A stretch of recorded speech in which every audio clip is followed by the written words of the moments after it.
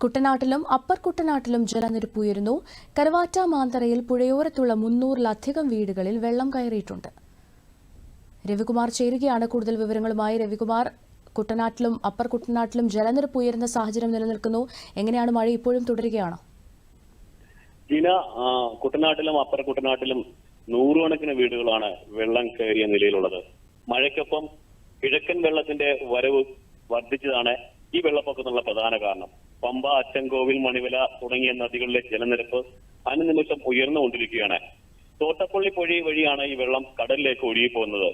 ഇപ്പൊ പൊഴി മുറിക്കാനായി ഇന്ന് കൂടുതൽ യന്ത്രങ്ങൾ എത്തിക്കുവാൻ ഇന്ന് രാവിലെ ആലപ്പുഴ കളക്ടറേറ്റിൽ ചേർന്ന മന്ത്രിതല യോഗത്തിൽ തീരുമാനമെടുത്തിട്ടുണ്ട്. മന്ത്രി പി പ്രസാദിന്റെ നേതൃത്വത്തിലാണ് യോഗം ചേർന്നത്. എന്തായാലും വലിയ ഭീതിയിലാണ് ഇപ്പോൾ കുട്ടനാട്ടിലും അപ്പർ കുട്ടനാട്ടിലും ഉള്ളവർ. ജീന, ശരി, വ്യക്തമാണ്. രവികുമാറാണ് ആലപ്പുഴയിൽ നിന്നും വിവരങ്ങൾ നൽകിയത്.